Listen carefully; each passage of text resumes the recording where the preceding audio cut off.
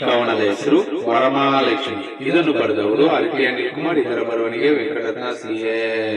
ಶಿವನ ಆಜ್ಞೆಯಂತೆ ಶ್ರಾವಣ ಮಾಸದ 2ನೇ ಶುಕ್ರವಾರದಂದು ಆಚರಿಸುವ ವರ ನೀಡುವ ವರಮಹಾಲಕ್ಷ್ಮಿ ಚಾರು ಮಧ್ಯ ಕನಸಿನಲ್ಲಿ ಕಾಣಿಸಿ ತನ್ನ ಋತವನ್ನು ಆಚರಿಸುವಂತೆ ಸೂಚಿಸಿದ ಪದ್ಮಾಲಯ ಶ್ರೀಲಕ್ಷ್ಮಿ ಸಡಗರ, ಸಂತಸ, ತೋರಣ, ರಂಗೋಲಿಯಿಂದ ಮನೆ ಕೊಂಗೊಳಿಸಿದ್ದು ನಿಮ್ಮಿಂದ ಪದ್ಮಾಲಕ್ಷ್ಮಿ. ಶ್ರೀದೇವಿಯನ್ನು ಪ್ರತಿಷ್ಠಾಪಿಸಿ ಕಲಶವನ್ನು ಅಲಂಕರಿಸಿ ಪೂಜಿಸಿದೆ ಹರಿಪ್ರಿಯ ಅಷ್ಟಲಕ್ಷ್ಮಿ. ಅರಿಶಿನ, ಕುಂಕುಮ, ಹೂವನ್ನು, ನೈವೇದ್ಯಗಳನ್ನು ಅರ್ಪಿಸಿದೆ ಆಶೀರ್ವದಿಸು ವೈಷ್ಣವಿ ಗೃಹಲಕ್ಷ್ಮಿ. ದೀಪವು ಬೆಳಗಿಸಿ ಭಕ್ತಿ ಭಾವದಿಂದ ಮನೆ ಮನದಲ್ಲಿ ಮೂಡಿತು ಭಾರ್ಗವಿ ಭಾಗ್ಯಲಕ್ಷ್ಮಿ.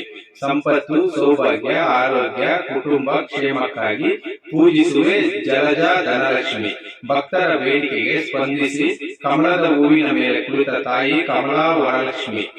ಆನಂದ ಸದಾ ನೆಲೆಸಿ ಯಶಸ್ಸನ್ನು ಕರುಣಿಸಿದ ಮಹಾತಾಯಿ ರಮಾ ವಿಜಯಲಕ್ಷ್ಮಿ. ಭಕ್ತರ ಕಷ್ಟವ ಕಳೆದು ಭಾಗ್ಯದ ಬಾಗಿಲು ತೆರೆದ ವಿಷ್ಣುಪ್ರಿಯ ಧೈರ್ಯಲಕ್ಷ್ಮಿ. ಮನೆಯಲ್ಲಿ ಮಕ್ಕಳು ಇದ್ದರೆ ಅಂದ ಮಕ್ಕಳಿಗೆ ಕ್ಷೇಮ ಆಯುಷು ಕರುಣಿಸು ಸಂತಾನ ಲಕ್ಷ್ಮಿ. ವಿದ್ಯಾ ಬುದ್ಧಿ ಕರುಣಿಸಿ ಜ್ಞಾನ ನೀಡಲು ಬಂದೆಯ ಸೌಭಾಗ್ಯದಾಯಿನಿ ವಿದ್ಯಾಲಕ್ಷ್ಮಿ. ನಮ್ಮ ಜೀವನಕ್ಕೆ ಅನ್ನವೇ ಮೂಲಧಾರ, ಎಲ್ಲರಿಗೂ ಆಹಾರ ನೀಡುವ ಸಿಂಧೂಜ ಅನ್ನಪೂರ್ಣ ಲಕ್ಷ್ಮಿ. ಧನವನ್ನು ನೀಡಿ ಧಾನ್ಯವನ್ನು ತುಂಬಲು ಬಂದಿರಲು ಲೋಕಮಾತೆ ಧಾನ್ಯ ಲಕ್ಷ್ಮಿ. ಸಂಪತ್ತು ಬಂದರೂ ಅಹಂಕಾರ ಬರದೆ ಬದುಕು ಸಾಗಿಸಬೇಕಿದೆ ಚಂಚಲ ಐಶ್ವರ್ಯ ಲಕ್ಷ್ಮಿ. ಲಕ್ಷ್ಮಿಯ ವಾಹನ ಜಾಗರೂಕತೆ, ವಿವೇಕ, ಸಮೃದ್ಧಿಯ ಸಂಕೇತವಾದ ಗೂಬೆ ಪಕ್ಷಿ.